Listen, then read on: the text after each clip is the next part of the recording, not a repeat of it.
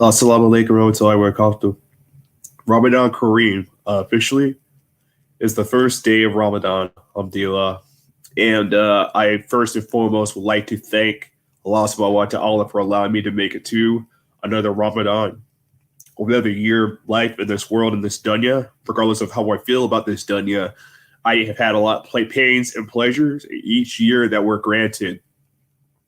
We should never take granted for either of those experiences. Through my pain, I've learned so much. I finally officially sought professional help for my mental health, just as much as I sought help for my spiritual issues.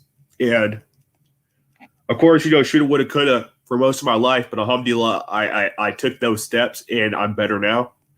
My life is never always going to be peaches and cream. My point of life is not to seek happiness. My life is to seek pleasing Allah, regardless if I'm granted Jannah or not. That's the backbone of what my life is, and be productive.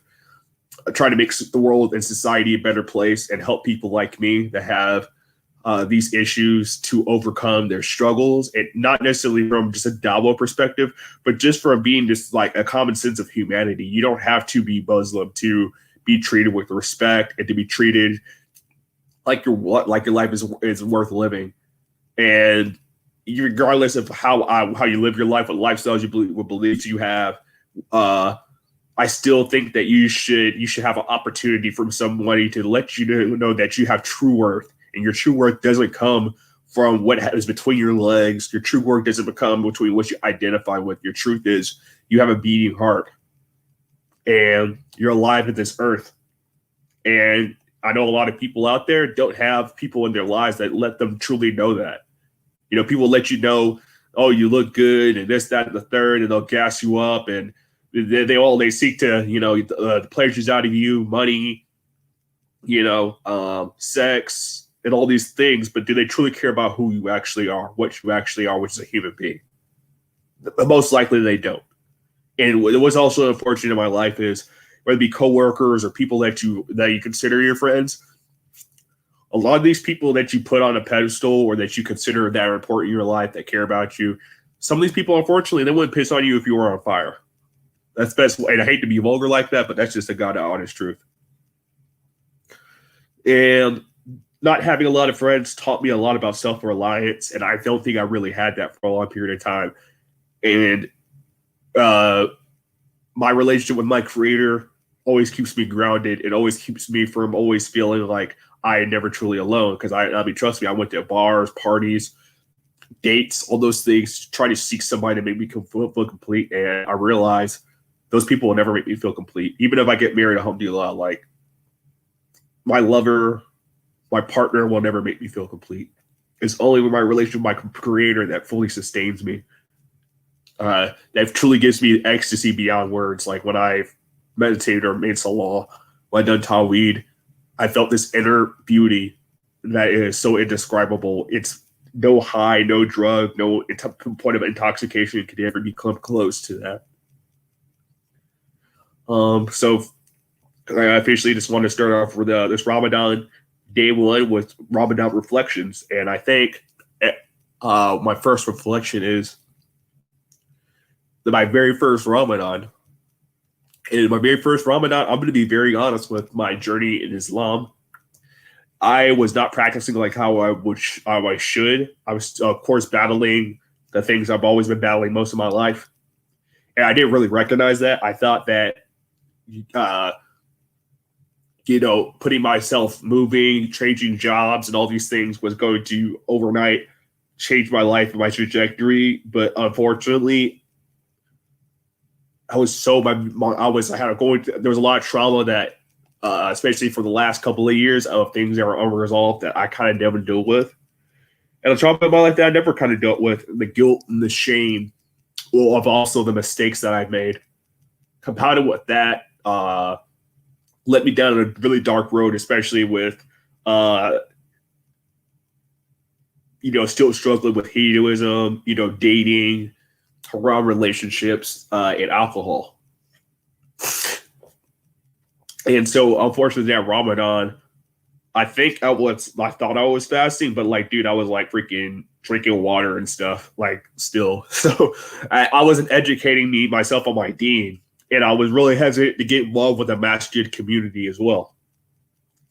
Because it's really intimidating when you join a religion that's completely alien to the ones that you grew up with, in the sense that true Islamic culture is completely different from Western culture. Western culture is completely different, and it's a different community than, let's say, when you're a Christian and you just go to a church and you just go to the Indian church and then you just link up with people. Like, different languages, different cultures and stuff like that, different cultural norms that you're trying to have to get over. And especially as you're a younger person, you go to a masjid the first time, you notice there's nothing but older people. A lot of older people in general are really standoffish to younger people in general, like especially when they notice that you dress a certain way. Like, you're not wearing a throat, you're not wearing turbans and stuff like that. So they look upon you and just like, you're a young person. And it's also a community thing. If you don't look like them, you're not Afghan, Arab, or something like that. And the masjid is predominantly those people. They're going to be a little hesitant to how to talk to you. That's just across anywhere. Just like if you went to a black church, you were the only white guy going to an all black church, people might be a little like, oh, what's this guy doing here? Same exact thing. You go to a Hispanic Catholic freaking monastery and you are a new Catholic. You're the only black Catholic. All those Hispanics might be like, oh, who the hell is this Negro? And it's not like they don't hate you. It's just that's just how human beings are. When you see people that you don't recognize, if you're in a homogenous area culturally, there's a kind of hesitation for people to kind of like interact in general. So that being said, so my first Ramadan unfortunately was not a very fulfilling one. My first year as a Muslim also was pretty terrible. To be honest, I'll be on top of it, I don't really acknowledge I was Muslim publicly to people. I kept to myself because religion is one of those hotbed topics you just kind of don't, especially at my job, you don't really want to put yourself out there and to have people like, because granted, people judge regardless, but I didn't want to put myself out there and be like, oh yeah, hey, I'm Muslim. And then people are like, oh, this guy's a terrorist. You know what I mean? Like, unfortunately in America, there's still that conversation. We're 20 something years into the post 9/11 world. It's still talking openly about Islam and a religion in general, but especially Islam, is a very difficult conversation to have with people because it means different things to different people. And of course, you have people also that maybe came from Muslim family backgrounds that aren't close with Islam at all whatsoever. And they don't have the really great relation with it. So also those people don't help as well. Like, hey, I'll work with people from, a Desi background or people, Pakistani or, Arab and things like that, Afghan even. And I can definitely tell these people don't practice. They're probably not religious at all. And, I even talk to some of these people like, hey, I just talk to, I like to get to know people about their background. I'd be like, oh, how is Pakistan? And they have nothing positive to say about Pakistan. And then even people that are Pakistani that never have been to Pakistan, they still are like, oh, they think Pakistan is like the worst ever. They're like, oh, the culture there is terrible and this, that, and the third. They act like apparently like America. Granted, America is a little better in some ways, but they act like freaking America doesn't have like the highest rate of freaking, domestic violence, murder, rape, like out there in the modern world. You know what I'm saying? Honestly, like America, if you actually dig on this, look at the statistics, man, like America is pretty bad, bro. Like we should not be the standard for how other people judge other countries sometimes, unfortunately. So I mean, especially, like a political situation sometimes. I mean, we have the nerve to criticize how other countries do things politically when, our political situation is just a freaking mess. It's disgusting. But, that being said, man, my first Ramadan I completely didn't really take the time out to study the Quran and Sunnah. We're going to try to have Muslim friends. And I should have taken more opportunities to do that because unfortunately, the way that the world is right now is so fast paced, especially certain jobs. Like literally, you can meet the one Muslim person that is actually practicing, that is a part of their identity, that, you could actually go to the masjid to, you can pray with, fast with, talk to about the deen, the philosophy and spirituality and things like that. Unfortunately, what happens though, is a lot of people are insecure, so they don't want to be challenged on their beliefs. So let's say, like, I met a lot of brothers that are Salafi, for instance, right? And I could tell that, like, at my time when I was kind of not really knowledgeable in Islam, I was like, oh, I don't want to be like them. I don't want to be those hardcore Muslims, right? Which is kind of a stupid notion to even have. Like, if anything, if you believe Allah is real, why not be a hardcore Muslim? You know what I'm saying? Like, if you don't believe, if you are kind of like unsure, then say here you're agnostic or something like that. But if you truly in your heart, you take a shahada, you believe in the Allah subhanahu wa ta'ala, why wouldn't you try your very best to adhere to his law and decrees when you know that there's an outcome? Like, you know in your heart that there's an outcome for your actions, right? But that's like how the West approaches religion. The West approaches a religion from a part of convenience and a part of identity. It's like, oh, you're just raised Christian. You go celebrate Christmas or you supposed Christian holidays. You go to church every Easter. You're supposedly a good Christian, right? Meanwhile, you sin every opportunity you get a chance to, right? Even though you're supposedly believe in God, right? That's why I have actual respect for we're not atheists and ex-Muslims. Even though they, do things that obviously are against the deen, and they try to destroy the deen, even, and do things that actually try to minimize Islam's influence in people's lives as much as possible. I do respect that they put themselves out there to say, "Hey, I can never adhere to these laws, these decrees, the Sharia, whatsoever. I'm just done, right? Or I'm not interested." At least they have the courage to do that. When there's a lot of people that are unsure, that are so-called Muslims that do everything in our subconsciously to that is against Islam, but yet when it pleases them, when it's convenient, they'll say they're Muslim. You know what I mean? Oh, I get discriminated for being Muslim. Okay, but you're not Muslim. Yeah, just because you're Pakistani doesn't mean you're Muslim. Just because you're Arab doesn't mean you're Muslim. Because you're African or West African, Nigerian or Somali and stuff. Like, just because you're from a, quote, Muslim family or Muslim country doesn't mean you're Muslim. You don't live your life adhering to Islam whatsoever. But you're going to use it when you feel slighted or you feel discriminated against, right? But meanwhile, everything in your life is completely contrary to that. I find that very, very interesting. Anyway, I don't use that to pride myself. Because I admit that I was one of those people, like I said before, like I was not practicing how I should. And also, I acknowledge that it's hard, bro. Like this is freaking hard, especially when you live your life in this culture where hedonism, promiscuity, intoxication, corrupt spending, financial corruption, and all that stuff like that, the stock market. All that's put as being the forefront of what's important in your life, or what should be important in your life, what makes you get friends, what makes you gain wealth and things like that, gets girlfriends and lovers and all these things, status, and this done here, right? So if you're against that, it's like when the more you're unworldly, the hardest, like the more isolated you become. Like the more worldly you're obsessed with video games, movies, TV, pornography. These are very good, easy avenues to get friends. Like I used to be part of of music scenes, punk and metal and hardcore and stuff. Dude, you go to a show, it's very, very easy to make friends. I met friends that I had for a lifetime due to music. Due to music. Solely because we enjoy the same music. People think that because you enjoy the same music, you're probably going to have the same political beliefs, same religious beliefs, and all this other kinds of stuff, right? So anyway, you kind of have to learn. This is my advice to Muslims that live in the West. You have to get out of your shell. You have the tools necessary to find people in your community. Don't let people that aren't Muslim be the source of helping you out. Because guess what? Honestly, I'm going to be completely honest. Do you really expect them to actually care about helping you network with fellow Muslims?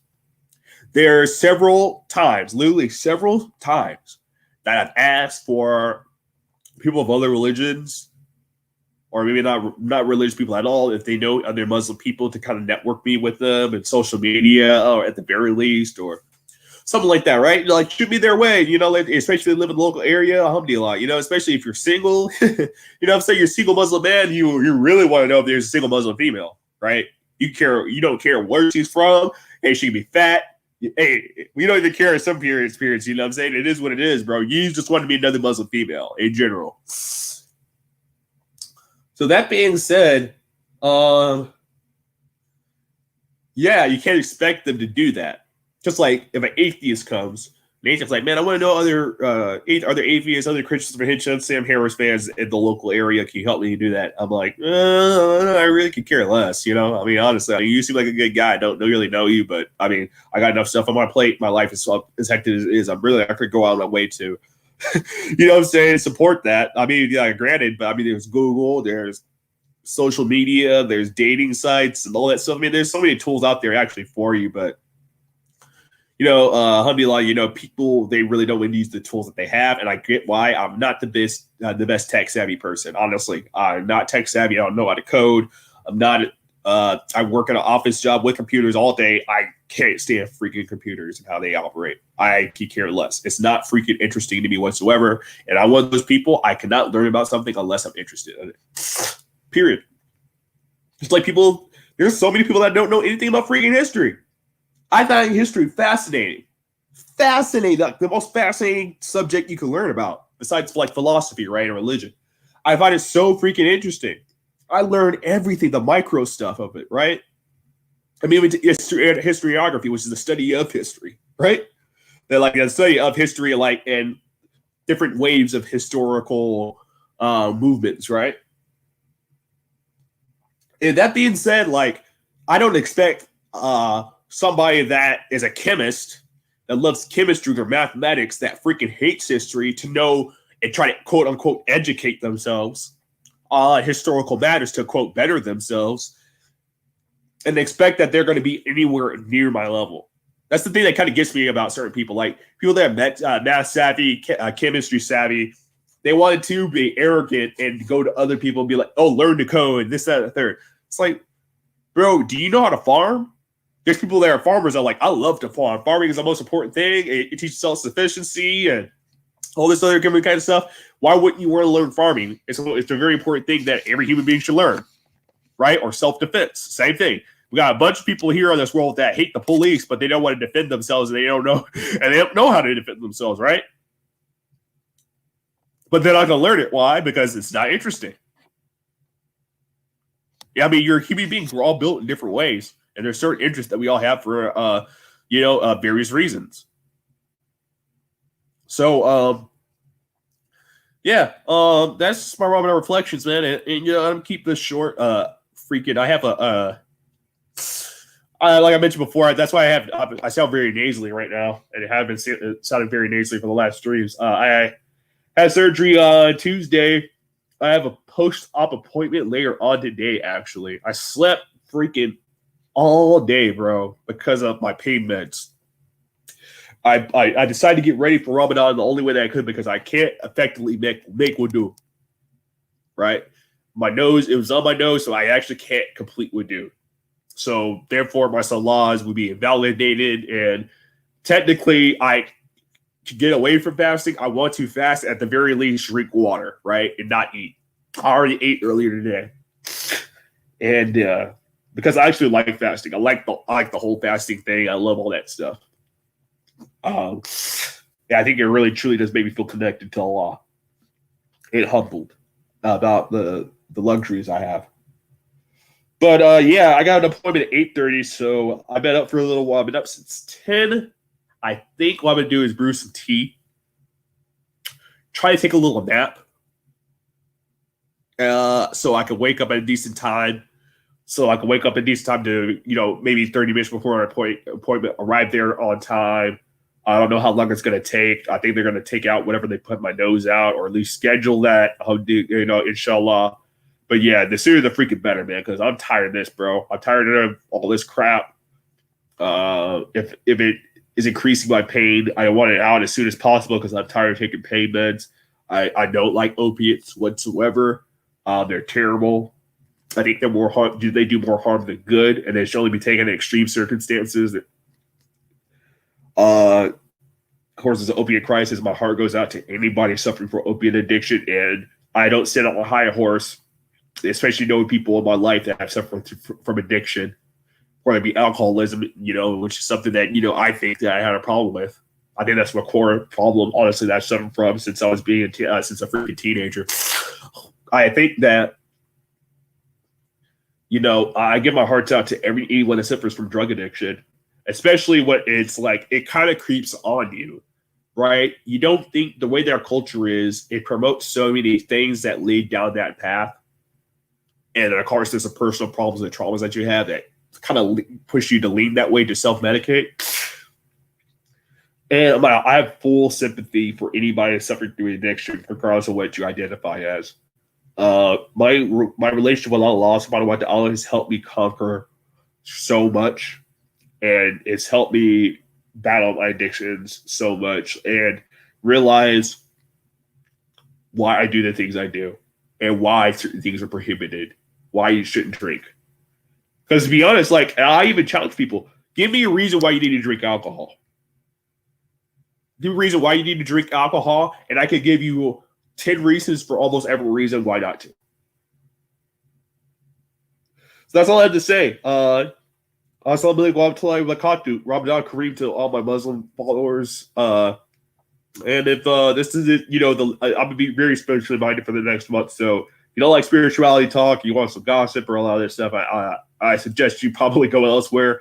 Maybe I'll have a secular stream every now and then, but I'm really going to use this opportunity to get closer to Allah. I'm unapologetically Muslim. So thank you so much. Take care. Assalamu alaikum wa rahmatullahi wa barakatuh. Shalom.